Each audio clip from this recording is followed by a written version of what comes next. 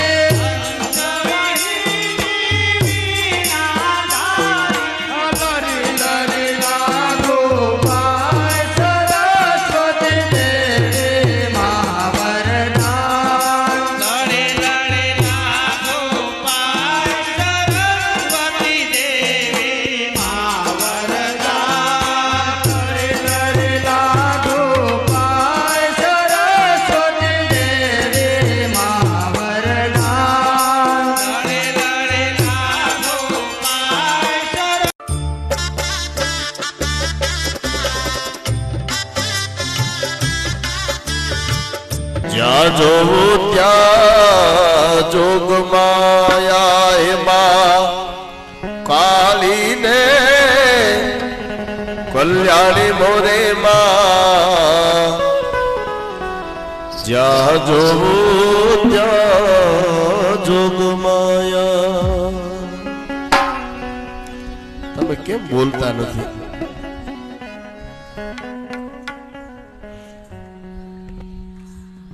લ્યો બોલ્યા બસ. ઉભા રહો.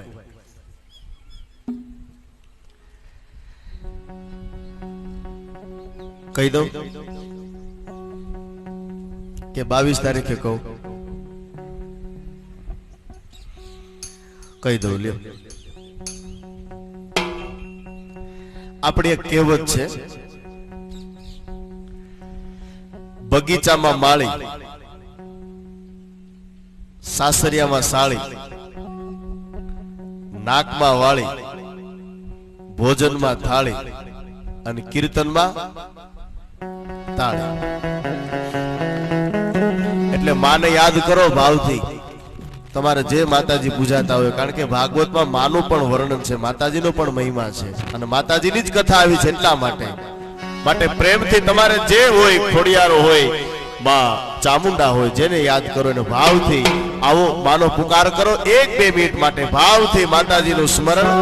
હે માં કાળે ને કલ્યાણી મોરે માં, જ્યાં જોવું ત્યાં જોગ માયા. હે માં કાળી ને કલ્યાણી માં, જ્યાં જોવું ત્યાં જોગ માયા.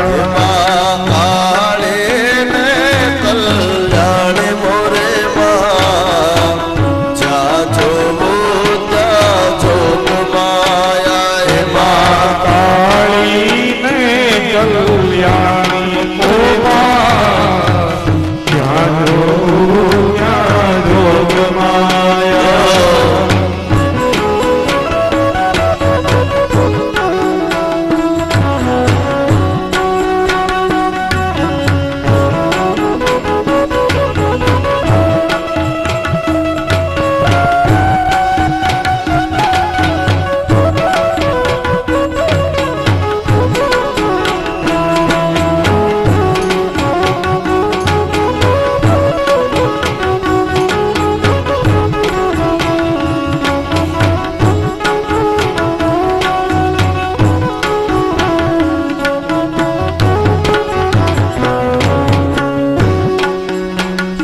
નાનું બાળક હોય ને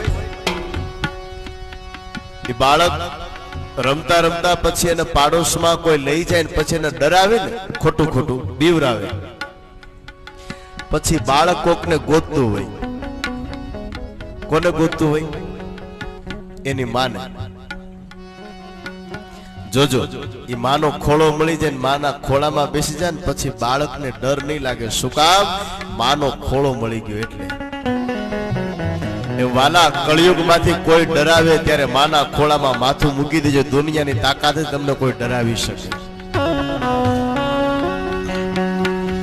એ તને ચાર ચાર યુગમાં વખાણી મોરી માં, જ્યાં જોઉં ત્યાં જોગ માયા. એ તને ચાર ચાર યુગમાં વખાણી મોરી માં, જ્યાં જોઉં ત્યાં જોગ માયા. એમાં કાળે ને કલ્યાણે મોરે માં, જ્યાં જોઉં ત્યાં જોગ માયા. એમાં કાળી ને કલ્યાણી મોરે માં, જ્યાં જોઉં ત્યાં જોગ માયા.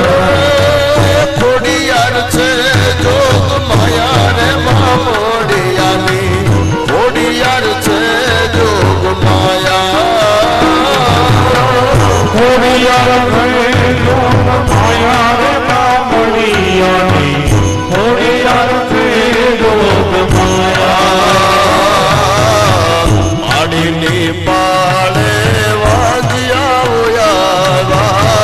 માડીની પાળે વાજ્યા, માડીની પાળે જોને વાજ્યા, માડીની પાળે જોને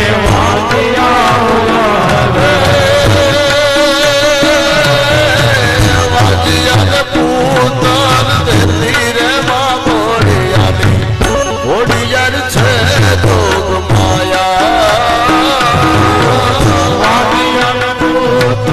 તેરે મામડિયાની ખોડિયાર છે જોગ માયા. ખોડિયાર છે જોગ માયા રે માં મોડિયાની, ખોડિયાર છે જોગ માયા. ખોડિયાર છે જોગ માયા રે મામડિયાની ખોડિયાર છે જોગ માયા. ખોડિયાર છે જોગ માયા. ખોડિયાર છે જોગ શ્રી કુળદેવી માત કી જય. માનો મહિમા અહીંયા ભરતજીએ ભદ્રકાલીને વંદન કર્યા છે, કારણ કે જગતજનની માં આદ્ય શક્તિ પરાંબા છે. અને જે દેવથી કામ નથી થયા ને એ દેવીએ કામ કર્યા છે. હા, ભરતજીએ મન દ્વારા માં ભદ્રકાળીની સ્તુતિ કરી. વિચાર કર્યો કે બહુ વધારે સમય નથી રોકાવાનું, વળી પાછું કદાચ મન લાગી જાય તો ત્રીજો જન્મ લેવો એના કરતા માતાજીને વંદન કરી ભરતજી ત્યાંથી વિદાય. સમય જતા સિંધુ સોવીર દેશના રાજા, જેનું નામ ભાગવતમાં છે રહુગણ,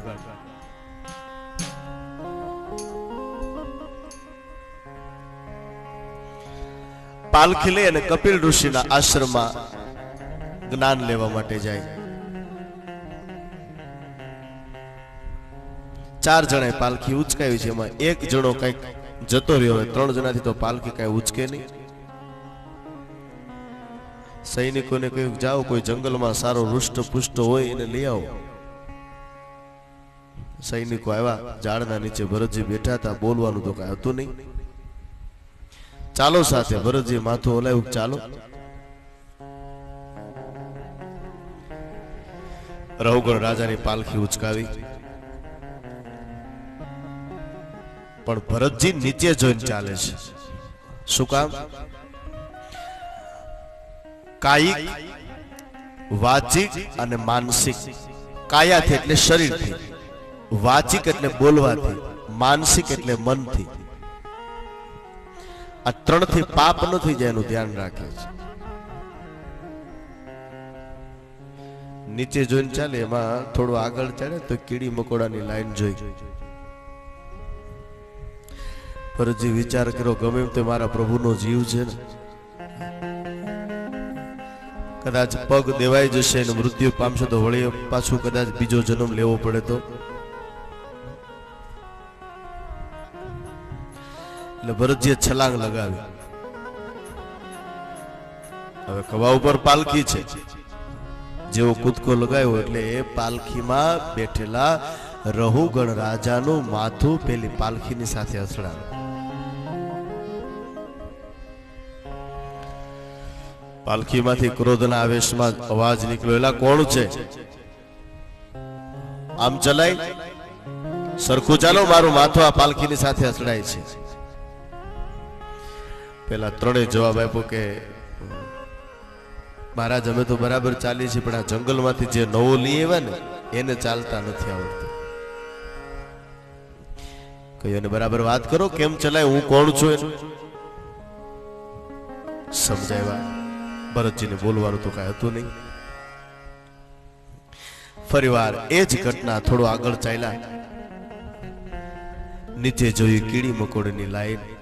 ભરતજીએ છલાંગ લગાવી, માથું રહુગણ રાજાનું પાલખીની સાથે અથડાણું.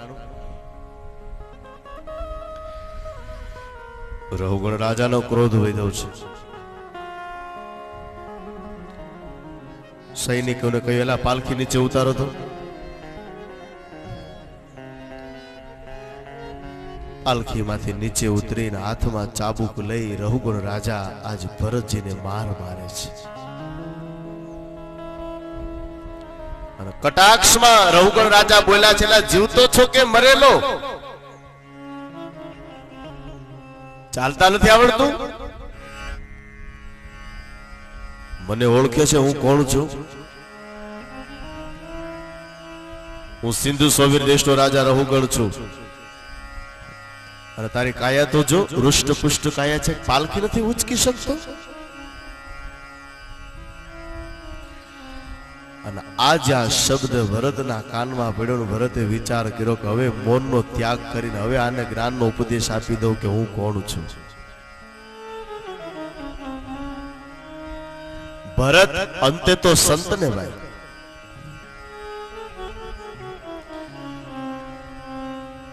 ભરતજી વિચાર કર્યો કે હવે આને નક્કી જ્ઞાનનો ઉપદેશ આપવો પડશે.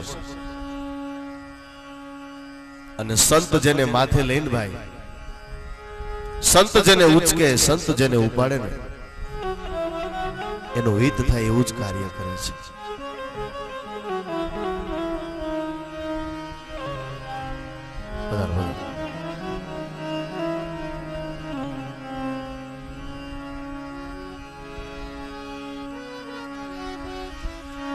જીવતો છો કે મરેલો મને કેનાર? અને ભરતના મુખમાંથી શબ્દ નીકળ્યો છે. રહુગણ રાજાની સામુ જોઈને ભરતજી બોલ્યા છે. અહીંયા બહુ સરસ ભાગવતમાં રહુગણ રાજા અને ભરતજીનો જે સંવાદ થાય એને ભાગવતકારો ભવાટવીનું વર્ણન કહે છે.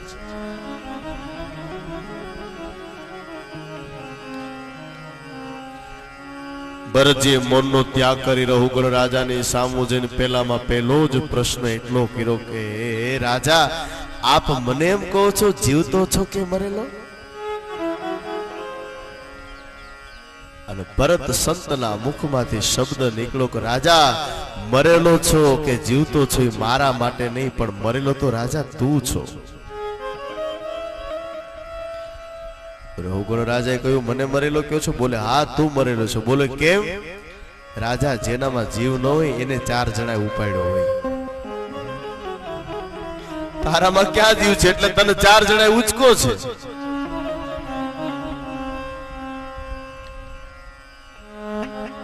આપ મને એમ કહો છો કે હું સિંધુ સવેર દેશનો રહુગણ? સાંભળ રાજા, તે ભરતનું નામ સાંભળ્યું છે? બોલે હા, આખા ખંડના રાજા. તો એ ભરત બીજો કોઈ નહીં, પણ તારી સામે જે આ દેહ ધર્મ ઉભો છે ને એ જ ભરત છે. રાજા, તું તો કદાચ 5-25 ગામડોનો રાજા હશ, પણ તારી સામે જે ભરત ઉભો ને આખા ખંડનો રાજા, એ ભરત હું પોતે છું. અને આ શબ્દ જ્યાં રહુગણ રાજાના કાનમાં પડ્યો ને હાથમાંથી ચાબુક નીચે પડી ગઈ. આ તો સ્વયં ભરતજી. રાજા, આપ ચાબુક મારતા હતા ત્યારે આપ એક શબ્દ એવું બોલ્યા હતા કે માર મારનારો થાક્યો, માર ખાનારો હસે છે, બોલ્યા હતા? બોલે હા. રાજા સાંભળ, ઈ મારો છો એ આત્માને નહીં, આ તો દેહને તમે મારો છો. હું શું કામ હસું, નહીં તો બીજું શું કરું? તમે એવું કહ્યું હતું કે એક વજન નથી ઉચકી શકતો. સાંભળ રહુગણ, વજન, સ્વજન અને દુર્જન એ પણ માયાવી છે. અને વાત એ સાચી હો, વજન છે ને એ માયાવી છે. 1 કિલો તમે પેંડા લ્યો, પેકિંગમાં પ્લાસ્ટિકની કોથળીમાં તમે ઉચકા હોય તો એનો વજન લાગે, પણ એ પેંડા તમે ખાઈ જાવ તો વજન લાગશે? તો એ પણ માયાવી કે નહીં? રાજા, વજન પણ માયાવી છે.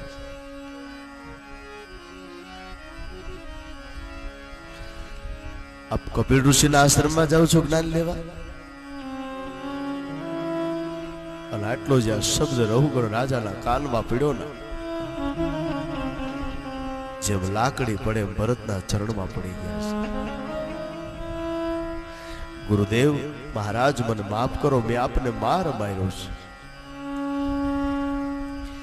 રહુ ભરતજીને ઊંચા કરી રહુગણ રાજાની સામુ જોઈને એટલું જ કહ્યું કે રહુગણ બાપ, આપે માર માર્યો છે તો આ દેહને માર્યો છે, આત્માને નથી માર્યો. અને આ જ વાત ગીતાજીમાં કૃષ્ણ કહે છે ને, નૈનમ છિંદતિ શસ્ત્રાણી નૈનમ દહતિ પાવક. આત્મા છે અજર અમર છે, એને કોણ મારી શકે, એને કોણ ભીંજવી શકે, એને કોણ બાળી શકે? રાજા, આપે કદાચ માર્યું છે તો આ શરીરને માર્યું છે, આત્માને નહીં.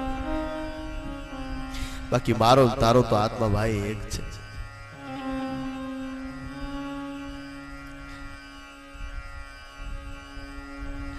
દરેક જગ્યાએ અણુએ અણુમાં પરમાત્મા છે વાલા, પણ એને જોવાની રીત, ભક્તની અંદર ભાવ હોય ને, અને ભાવ દ્રષ્ટિથી જો પરમાત્માના દર્શન કરે તો એને ચોક્કસ દર્શન થાય છે. રામચરિતમાનસમાં તુલસી કહેલા, સિય રામમય સબ જગ જાને,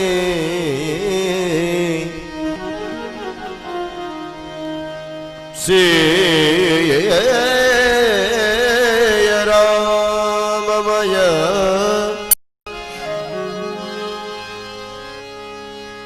સિય રામમય सब जग जाने, करवो प्रणाम जोरे जुग पानी, करवो प्रणाम जोरे जुग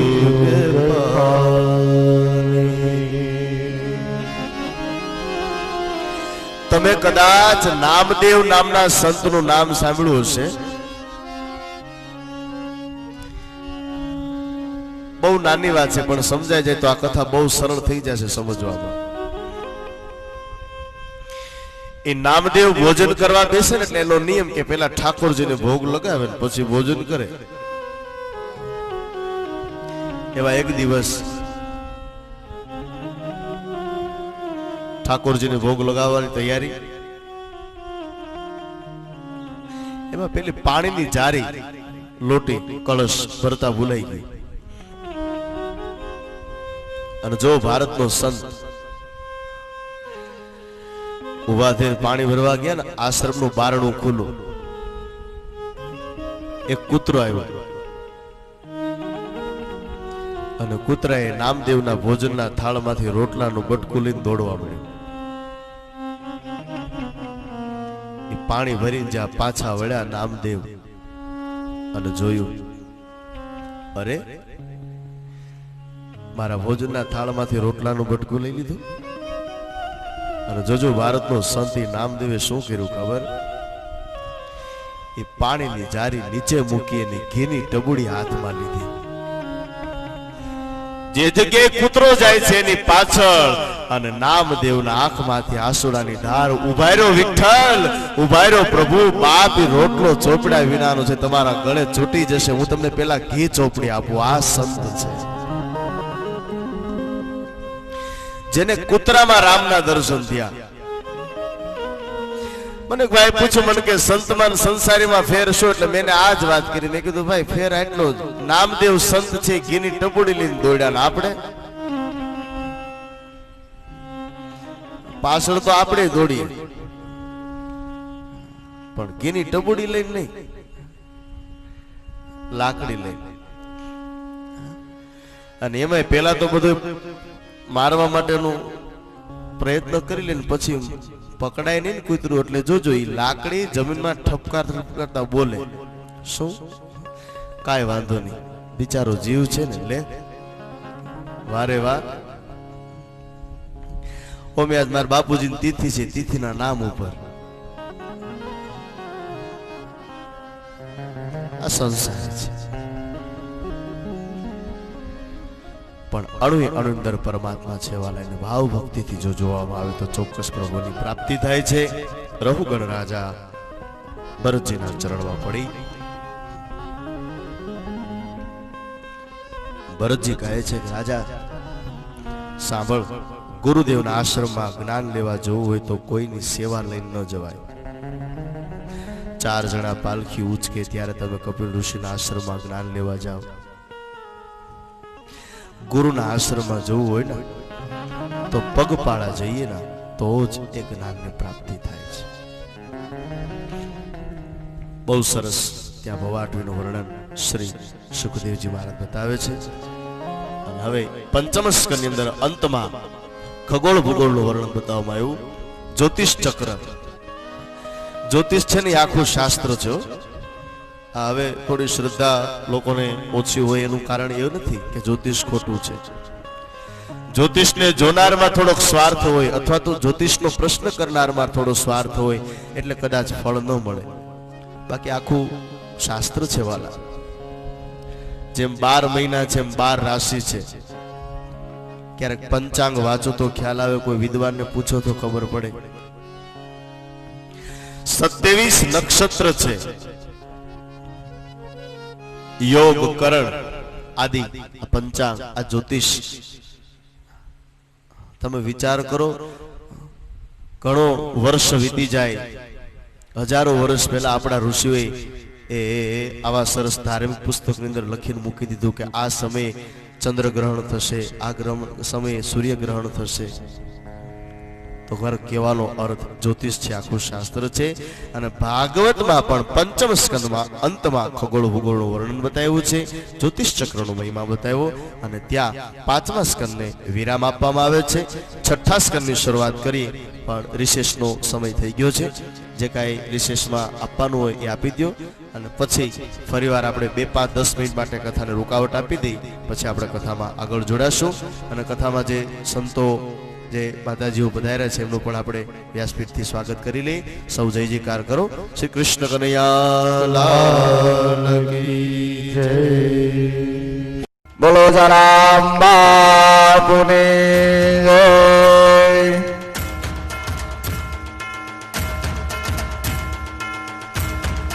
બોલો રામ બાપુની જય. કે માતાજીનું સન્માન કરે અને રૂડા આશીષ દે.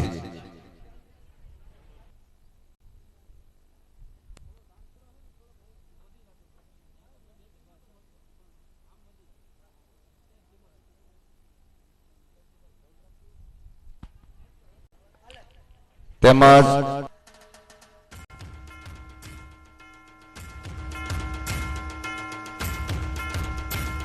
ખાસ તમારે ધ્યાન રાખવાનું, અહીંયા સન્માન થતું હોય એટલે નામ બોલાય એટલે તમારે તાળીઓ તો ખાસ પાડવી.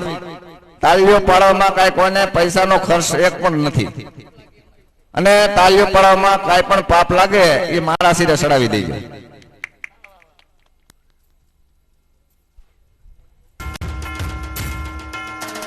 બોલો રામ બાપુની જય, રામા પીરની જય.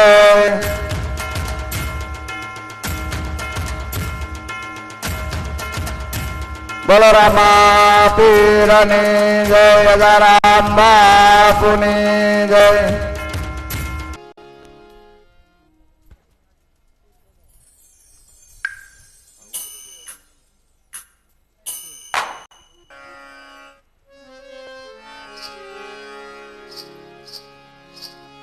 બોલો રામા પીરની જય, રામ બાપુની જય. ગોરધનભાઈ વજુભાઈ કથિરિયાને હું વિનંતી કરી સ્ટેજ ઉપર આવે. ત્યારબાદ હર્ષુભાઈ ગોવિંદભાઈ કથિરિયાને વિનંતી કરીશ, અને રમેશ બાપુને પણ હું વિનંતી કરી સ્ટેજ ઉપર આવે.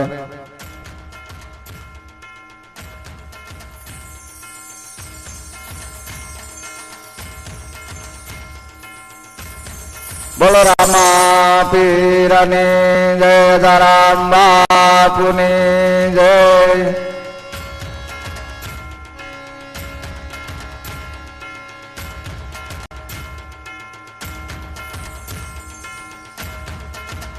રમેશ બાપુને વિનંતી કરી સ્ટેજ ઉપર આવે, અને હર્ષુભાઈ ગોવિંદભાઈ કથિરિયાને ફુલારથી સ્વાગત કરશે અને રૂડા આશીષ આપશે. બોલો રામા પીરની જય, રામ બાપુની જય. ભરતભાઈ ગોવિંદભાઈ કથિરિયાને પણ વિનંતી કરીશ કે સ્ટેજ ઉપર આવે અને રૂડા આશીષ લે. ત્યારબાદ હરેશભાઈ ભગતને વિનંતી કરીશ કે સ્ટેજ ઉપર આવે. બોલો રામા પીરની જય, રામ બાપુની જય. તેમજ રાજેશભાઈ કાનજીભાઈ સાવલિયાને વિનંતી કરીશ કે સ્ટેજ ઉપર આવે અને હરેશ બાપુના હાથે રૂડા આશીષ લે.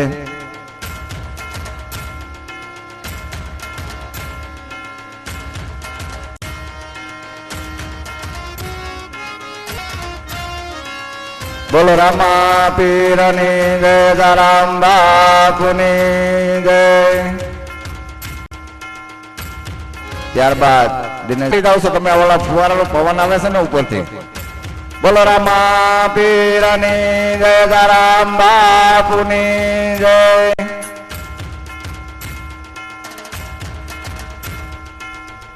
જગદીશભાઈ ભીખુભાઈ કથિરિયાને પણ લાલજી ભગત ફુલાર તેમજ સાલોટાણીને રૂડા આશીષ લેશે. બોલો રામા પીરની જય, રામ બાપુની જય. બોલો ગિરનારી બાપુની જય.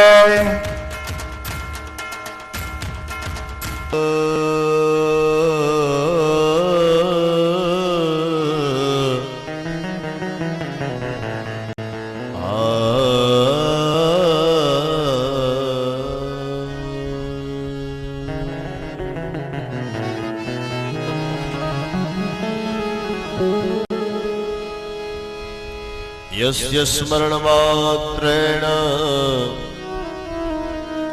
जन्म संसार बंधना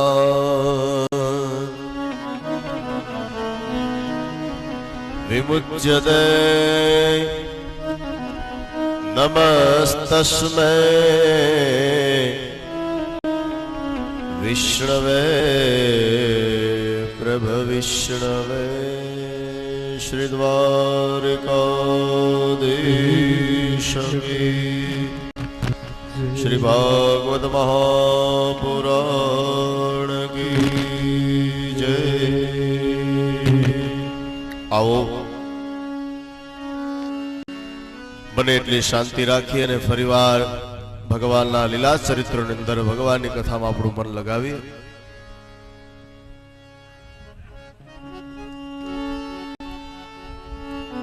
શ્રીમદ ભાગવતનો 6ઠો સ્કંદ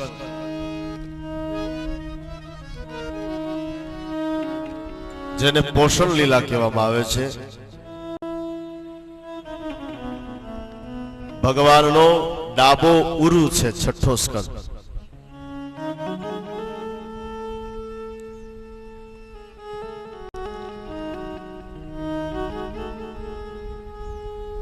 છઠ્ઠા સ્કંદની અંદર 28 પ્રકારના નરકનું વર્ણન ભાગવતકારો બતાવે છે.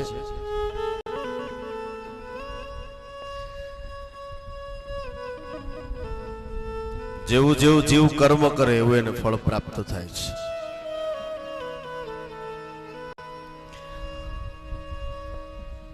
આપણા મહાપુરુષોએ, આપણા સંતોએ ઘણી બધી કર્મની વ્યાખ્યાઓ આપી છે.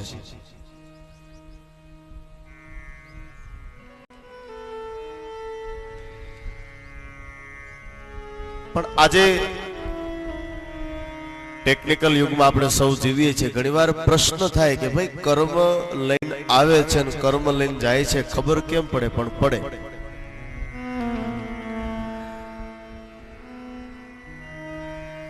હું તમને યાદ કરાવું, નાનું બાળક હોય, બાળકનો જન્મ થયો છે અને 30 મિનિટ અડધી કલાક થઈ છે. બાળકને ખબર છે શું કરીએ તો પાપ થાય ને શું કરીએ તો પુણ્ય થાય?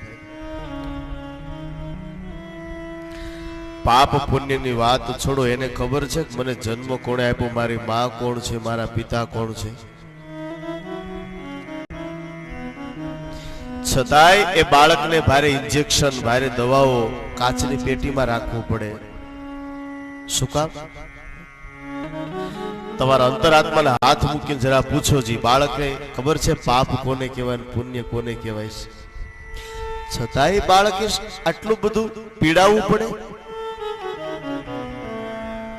ભારે ઇન્જેક્શન, ભારે દવાઓ કાચની પેટીમાં રાખવું પડે. વાલા ભક્તો, આવું જ્યારે થાય ત્યારે એટલું ચોક્કસ કે એ બાળક ગયા જન્મનો કંઈક કર્મનો હિસાબ બાકી રહી ગયો છે અને ભોગવું જ પડે. ભોગવા વિના છૂટકો જ નથી.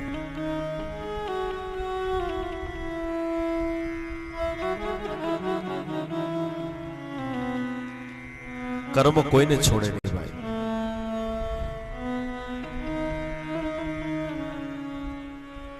આમાં જ કથા આવશે કે ભગવાનને જ્યારે પારધી બાણ મારે ને ત્યારે ભગવાન બહુ સરસ એક વાક્ય બોલ્યા છે. પારધીને એમ કે પ્રભુ, મારાથી આ કામ થયું. હવે કળયુગના લોકો મને શું કહે છે કે ભગવાનને મારનાર તું પોતે છો. અને ત્યારે એ દ્વારકાનાથે બહુ સરસ જવાબ આપ્યો કે જરા તું ચિંતા ન કરતો. બોલે કેમ? અહીંયા મારો તારો બેનો કર્મનો હિસાબ પૂરો થાય છે. જરા હું જ્યારે રામ અવતાર ધારણ કરીને આવ્યો ત્યારે તું વાલી હતો, મેં તને છુપાઈને બાણ માર્યું તું. આજે તે મને છુપાઈને બાણ માર્યું. મારો તારો બેનો કર્મનો હિસાબ પૂરો. ભોગવું જ પડે વાલા, છૂટકો જ નથી.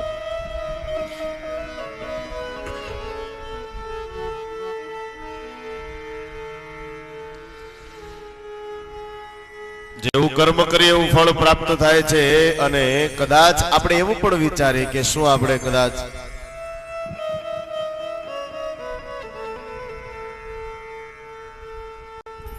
એવી લક્ષ્મી આવી છે, એવો પૈસો આવ્યો છે તો આપણે સત્કર્મ કરી નાખીએ તો આપણે છૂટી જશું? નહીં. પાપ એ પાપ છે ને પુણ્ય એ પુણ્ય છે.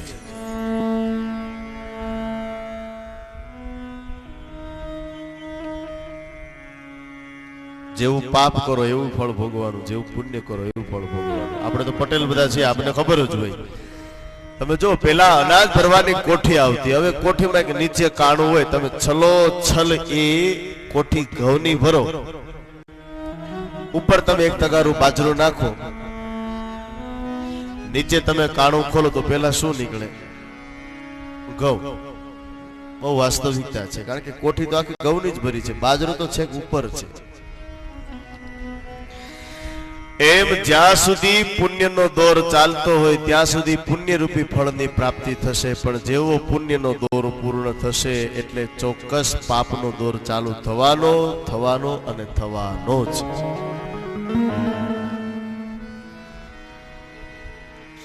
આજે બીમારી આપણી એ છે કે પાપ કરતા નથી ડરતા, એટલા પાપને જાહેર કરતા ડરીએ છીએ. લાઠીના કવિ કલાપી બહુ સરસ વાત કરી છે. આ પસ્તાવો વિપુલ ઝરણું સ્વર્ગથી ઉતર્યું છે, પાપી તેમાં ડૂબકી દઈને પુણ્યશાળી બને છે.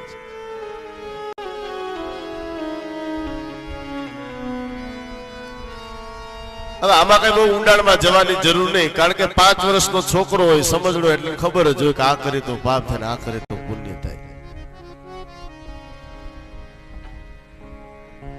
આમાં કથા આવશે, ભગવાન જયારે અઘાસુરનો વધ કરે, અઘ એટલે સંસ્કૃત શબ્દ છે પણ ગુજરાતી શું થાય? પાપ. ઈશ્વરની પ્રાપ્તિ કરવી હોય ને વાલા, તો મારે તમારે પાપ રહિત જીવન બનાવવું પડશે, તો જ પ્રભુની પ્રાપ્તિ થશે.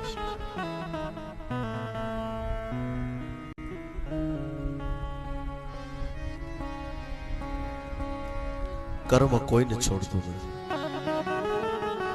ભોગવવું જ પડે, ભગવા વિના છોડતું નથી. ગીતાજીમાં ભગવાન બોલ્યા છો, કર્મણી એવા અધિકારસ્તુ માં ફલેષુ કદાચન. અર્જુન, તું કર્મો કરે જા, ફળની આશા ન રાખતો, કારણ કે ફળ આપવું કે ના આપવું તો મારા હાથની વાત છે.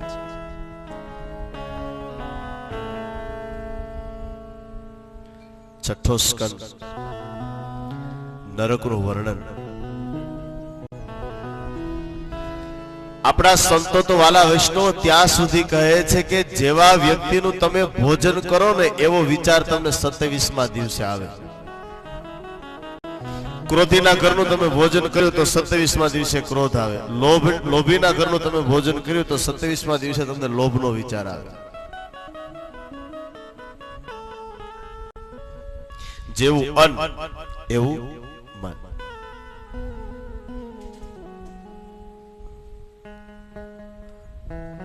અને એટલે જ આપણા સંતો, આપણા ઋષિઓ ઉપવાસ કરવાનું શું કામ કહે છે? આનું કારણ જ એટલું છે કે શરીરને ટકાવવા માટે ભોજન જોઈએ, પણ જેટલા તમે સાંસારિક રસ આ પેટની અંદર રાખશો ને એટલું તમને વિકૃતિ થશે અને ભક્તિથી પરમાત્મા તમે દૂર જતા રહેશો.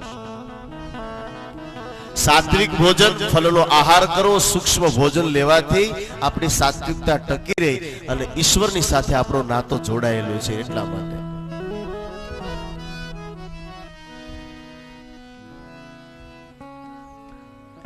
જમાવટ ન કરવી.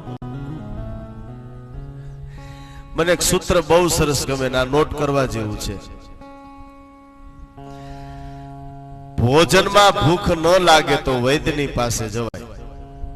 ભોજનમાં ભૂખ ન લાગે તો વૈદ્યની પાસે જવાય, પણ વાલા ભજનમાં ભૂખ ન લાગે તો કોઈ મહાપુરુષની પાસે જવાય, કોઈ સંતની પાસે જવાય.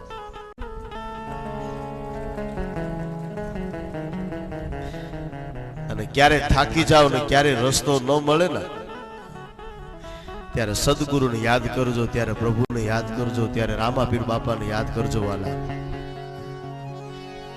તમે જો સાચા હશો, તમે જો સત્ય હશે તો ચોક્કસ ઈશ્વર તમને કંઈક માર્ગ બતાવશે. પણ ભરોસો રાખજો, વિશ્વાસ રાખજો. અને જેણે વિશ્વાસ મૂક્યો છે એના કામ થયા છે. વચનની બહુ તાકાત છે, વિશ્વાસની બહુ તાકાત છે. ભાવનગર જિલ્લાનું સમટિયાળા ગામ, ગંગા સતીન પાનભાઈ. ક્યારેક પદ વાંચજો, ક્યારેક સાંભળજો તો ખ્યાલ આવશે. એ અભણતા ગંગા સતીન પાનભાઈ કે ભણવા નથી ગયા, પણ અત્યારે એના એક ભજન ઉપર પીએચડી ડિગ્રી મેળવાય છે. ઠાસીને તત્વ ભર્યું છે. કોઈ કે છે ફઈ ભત્રીજીતા, કોઈ કે છે સાસુઓ. હવે જે હોય આપણે સંબંધમાં નથી જવું, પણ ગંગા સતીન પાનભાઈ એ વચન વિવેકી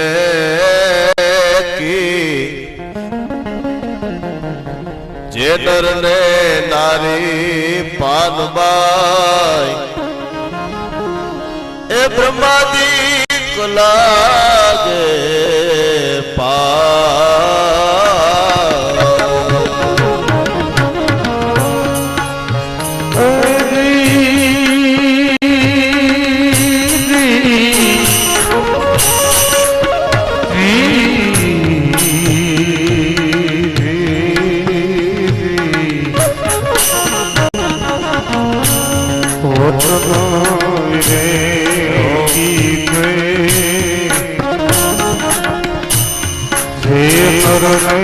નારી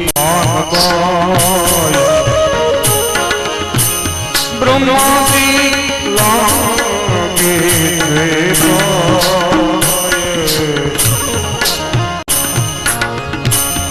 જો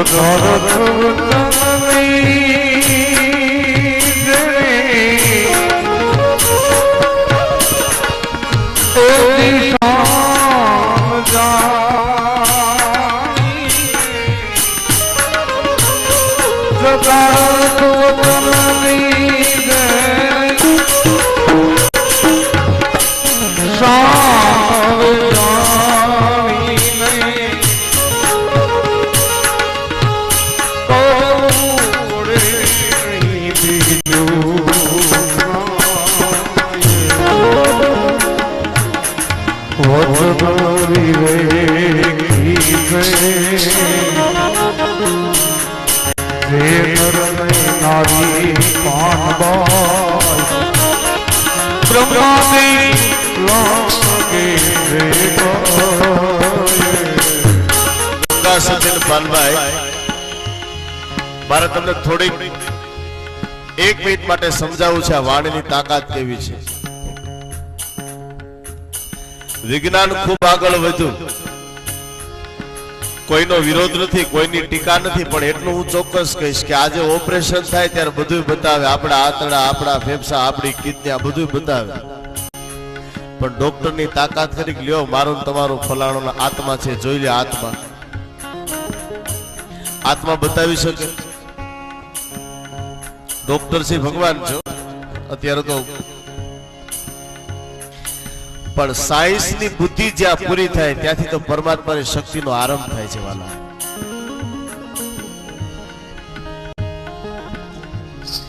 એક વ્યક્તિ છે એ 24 કલાકમાં શ્વાસોશ્વાસની ક્રિયા કેટલી વખત કરે કોઈને ખબર છે?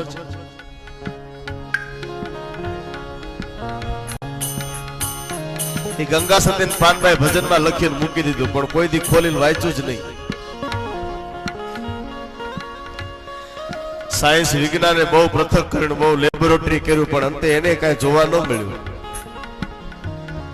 અને પછી ગંગા સતીન પાનબાઈની વાણીમાં જે શબ્દ લખ્યા હતા એનો પ્રયોગ કર્યો. એ પ્રયોગ તો કર્યો, પણ એને કાનની પુટ્ટી પકડીને એને સાબિત કરવું પડ્યું કે જે ભણેલો ન કરી શકે એ અભણ ગંગા સતીન પાનબાઈ કરી બતાવ્યું. એક માણસ છે રોજ શ્વાસોશ્વાસની ક્રિયા કેટલી વખત કરે? ગંગા સતીન પાનબાઈ ભજનમાં કહે છે, શું કહે છે?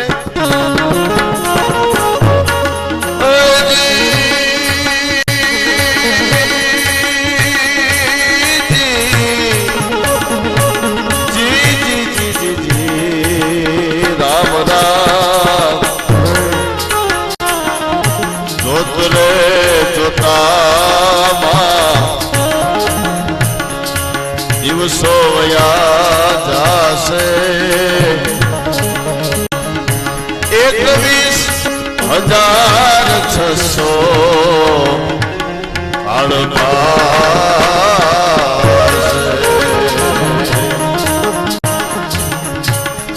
જોત રે જોતામાં દિવસો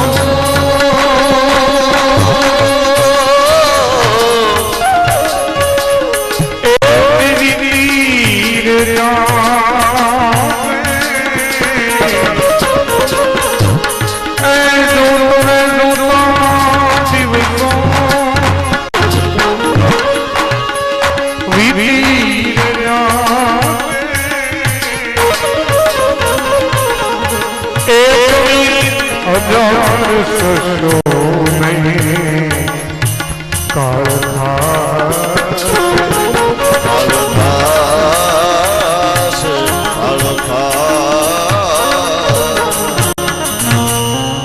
યાદ રાખવા જેવું છે. એમાં એક ગુણાંક વધારે નહીં, એક ઓછું નહીં. હજારો સમય પહેલા ગંગા સતીન પાનબાએ કહી દીધું 24 કલાકમાં એક વ્યક્તિ શ્વાસોશ્વાસની ક્રિયા કેટલી વખત કરે છે? 21,600 વખત. પણ આપણે હમણાં છાપામાં, ન્યૂઝપેપરમાં, ટીવીમાં જોયું. સાયન્સે પ્રયોગ કરી પછી સાબિત કર્યું કે આ સાચું છો.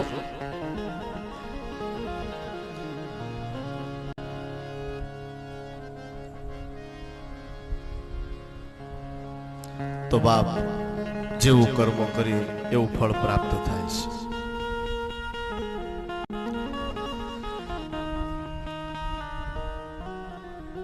શ્રી સુખદેવજી મહારાજ કથાનો મહિમા બતાવતા હવે 6ઠ્ઠા સ્કંદની અંદર એક બ્રાહ્મણ અજામિલ એનો કથાનો સાર બતાવે છે. અજામિલ છે બ્રાહ્મણ, પણ થોડું કર્મ ન કરવાનું કરે છે.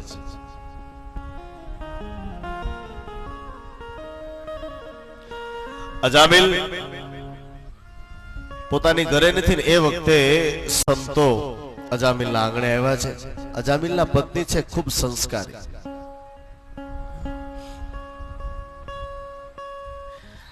સ્વાગત કર્યું છે અજામિલના પત્નીએ, પણ મનમાં થોડો સંશય છે. સંતો બધારા અમારો અહોભાગ્ય છે, પણ જો કદાચ મારા પતિ આવી જશે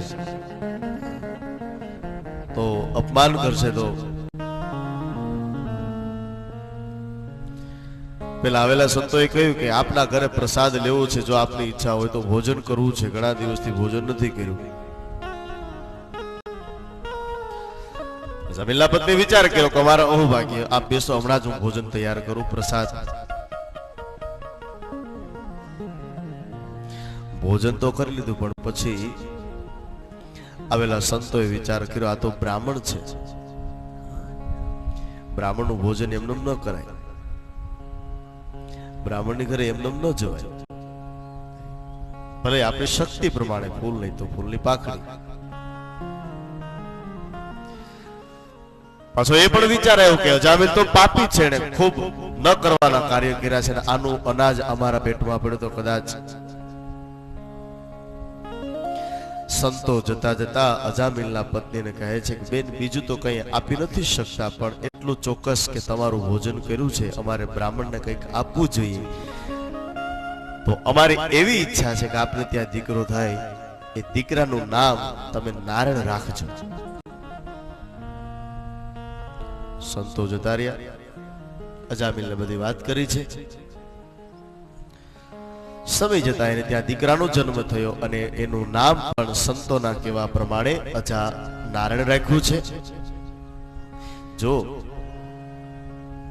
સંતો આપણને અમુક સમય કે ત્યારે આપણને ખબર ન પડે, પણ એ સમય આવે ને ત્યારે ખબર પડે. અજામિલ બ્રાહ્મણની છેલ્લી ઘડી પ્રાણ છૂટવાની તૈયારી છે. અજામિલે જે કર્મ કર્યા છે એને હવે પસ્તાવો થાય છે. કરે રે, મને મનુષ્ય દેહ મળ્યો, એમાં ઉચ્ચ કોટી બ્રાહ્મણ કુળમાં મને જન્મ મળ્યો, અને મેં આવું કાર્ય કર્યું.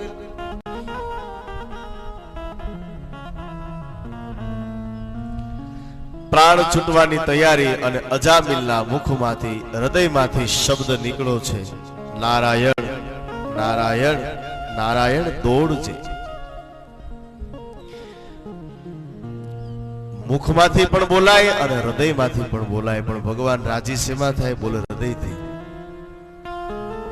અજામિલ હૃદયથી બોલ્યો છે.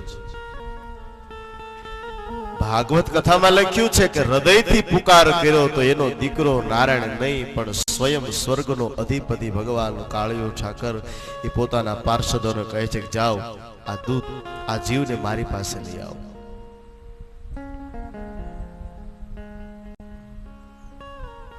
પછી તો કથામાં લખ્યું છે કે યમરાજના દૂતો પણ આવ્યા છે અને વિષ્ણુના પાર્ષદો પણ આવ્યા છે. બંને વચ્ચે સંવાદ થાય છે. વિષ્ણુના પાર્ષદોએ કહ્યું છે કે અમારા પ્રભુએ અમને કહ્યું છે કે અંત સમય જ્યાં પ્રભુનું નામ સંભળાતું હોય એ જીવને અમારી પાસે લઈ આવો.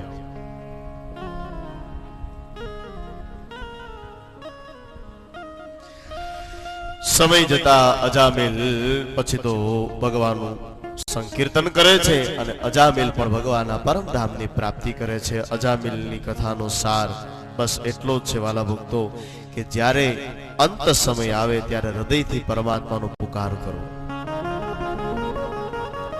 મરવું મરવું બધા કહી શકે પણ એ સમય આવે ત્યારે આપણને ખબર પડે છે.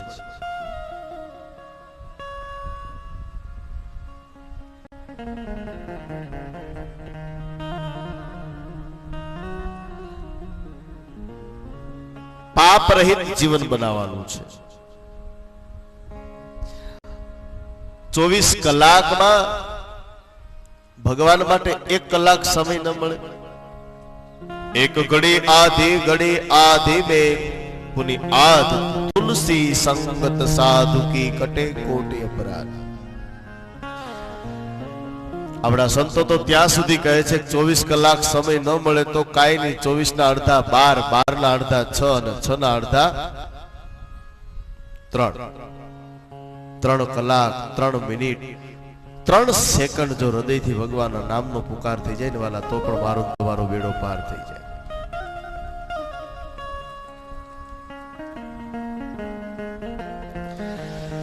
સંબંધ બાંધવો હોય તો આની સાથે સંબંધ બાંધજો. આ પ્રયોગ, આ નાતો જોડવા જેવો છે વાલા.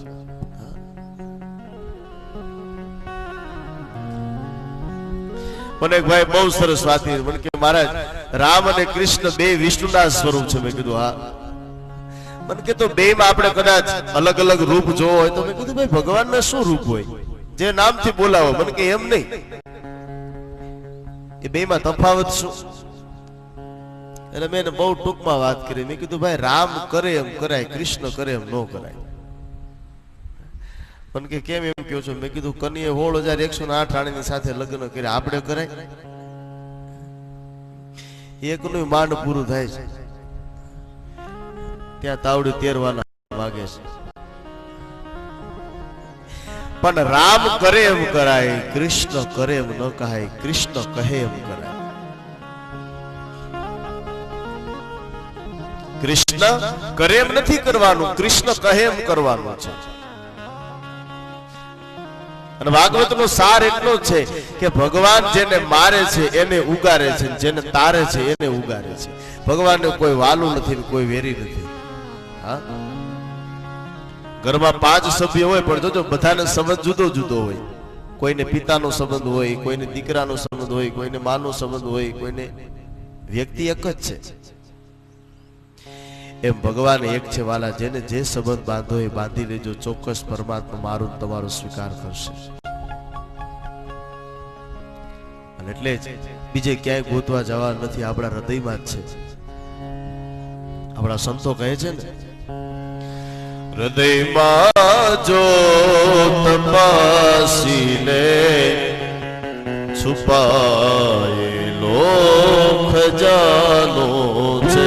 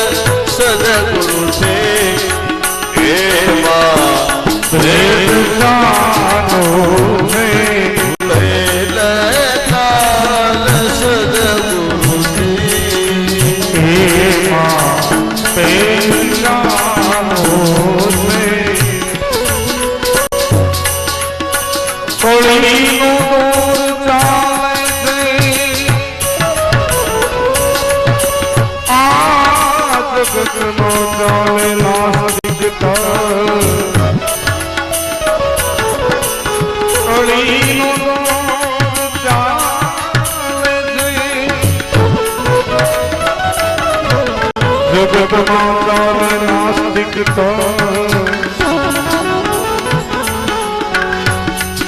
અને રામનો આરંભ અને રામનો આરંભ આ દુનિયાનો હૃદયમાં જો એક જો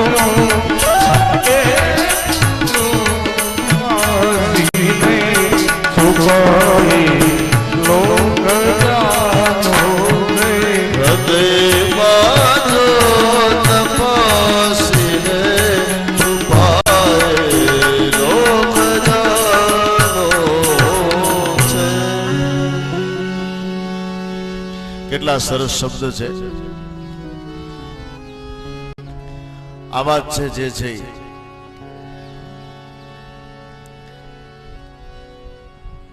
सब घट मेरा साया खाली घट न कोई बलिहारी उस घट की जा घट पर घट होय.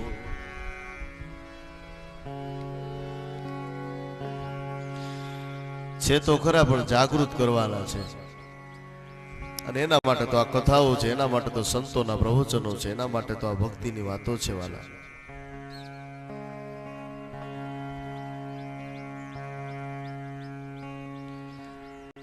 જ્ઞાન છે ને 3 વખત થાય છે પણ ટકતું નથી. એક જ્ઞાન સ્મશાનમાં થાય, એક જ્ઞાન થાય છે કથામાં અને ત્રીજું જ્ઞાન થાય છે માના ઉદરમાં. જ્યારે માના ઉદરમાં જીવ હોય ત્યારે એટલા બધા દુઃખથી એ જીવ પીડિત હોય. ભગવાન એમ કહે છે કે મને એકવાર જન્મ ધારણ કરાવ એટલે પહેલી પૂજા તારી કરીશ. પછી બાળક રડતું હોય ઉવા ઉવા, ભગવાનને સંકેત આપે છે પ્રભુ તું ન્યા હું આયા, મારો તારો સંબંધ પૂરો.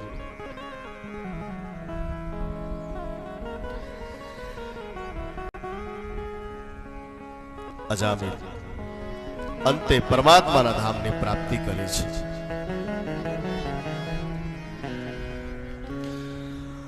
અજામિલનો સાર અને શ્રી સુખદેવજી મહારાજ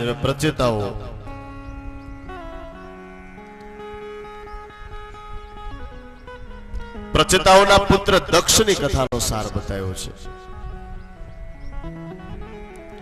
જેણે હંસગુહ્ય સ્તોત્ર વડે ભગવાન નારાયણની સ્તુતિ કરી છે. કથા એવી છે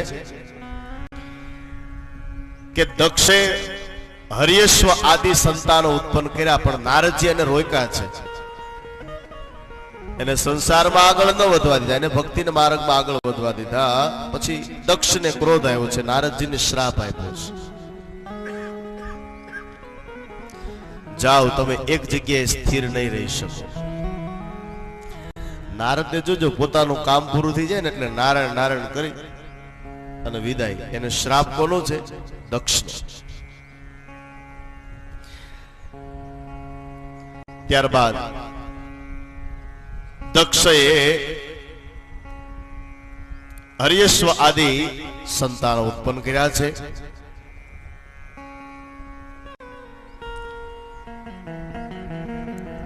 સમય જતા હવે દેવતાઓ દેવરાજ ઇન્દ્ર સભા ભરીને બેઠા છે. એમાં પોતાના ગુરુદેવ બૃહસ્પતિનું આગમન થાય. હવે ગુરુ છે, બ્રાહ્મણ છે, સંત છે, એ આપણા આંગણે આવે તો કેવી રીતે એનું સ્વાગત કરવું જોઈએ, કેવી રીતે એની પૂજા કરવી જોઈએ, આ બધા નીતિ નિયમ છે ભાઈ. કોઈ મહાત્મા કોઈ સંતની પાસે બેઠા હોય તો કેવી રીતે બેસવું જોઈએ,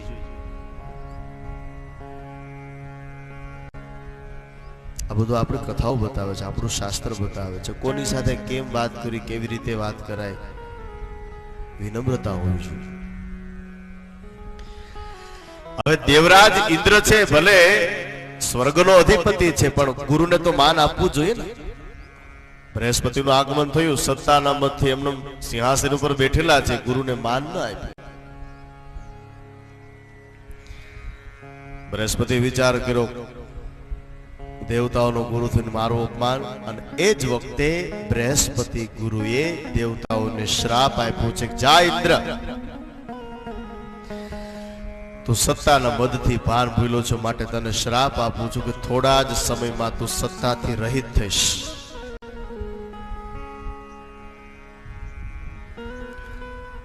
આ દાનવોને ખબર પડી કે દેવતાઓએ ગુરુનું અપમાન કર્યું છે. દાનવોએ દેવતાઓ પર ચડાઈ કરી અને કથામાં લખ્યું છે કે દેવતાઓ હારવા લાગ્યા છે. કારણ કે ગુરુની જે શક્તિ હતી હવે દેવતાઓ પાસે નથી. ફરીવાર દેવતાઓ ભગવાન નારાયણની પાસે જઈને કહે છે, પ્રભુ કઈક કાર્ય બતાવો, અમારાથી એક ભૂલ થઈ ગઈ છે, ગુરુનું અપમાન થઈ ગયું છે. પછી તો બૃહસ્પતિને ઘણો બધો પ્રયત્નથી શોધ કરે પણ બૃહસ્પતિની પ્રાપ્તિ ન થઈ, અને ભગવાનના કહેવા પ્રમાણે વિશ્વરૂપને ગુરુપદ સ્વીકારવામાં આવ્યું છે. બ્રાહ્મણ છે વિશ્વરૂપ, દેવતાઓના ગુરુ બનાવવામાં આવ્યા, અને વિશ્વરૂપે ઇન્દ્રને એક કવચ આપ્યું છે જેનું ભાગવતમાં નામ છે નારાયણ કવચ.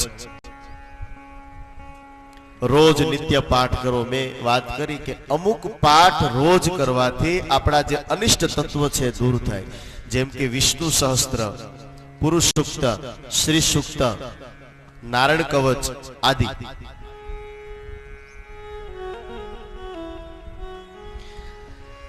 વિશ્વરૂપે નારાયણ કવચ આપ્યું, અને નારાયણ કવચના પ્રભુત્વથી દાનવો ફરીવાર હારવા લાગ્યા છે. પણ હવે થયું એવું, વિશ્વરૂપ એક ગુરુ છે, પણ વિશ્વ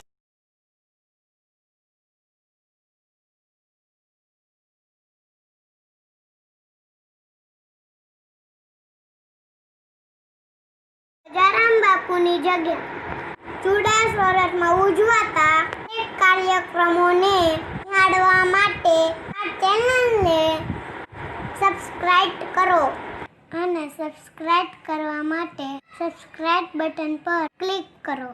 સૌથી પહેલા નોટિફિકેશન માટે બેલના બટન પર ક્લિક કરો. જય રામદેવજી, જય ગિરનારી.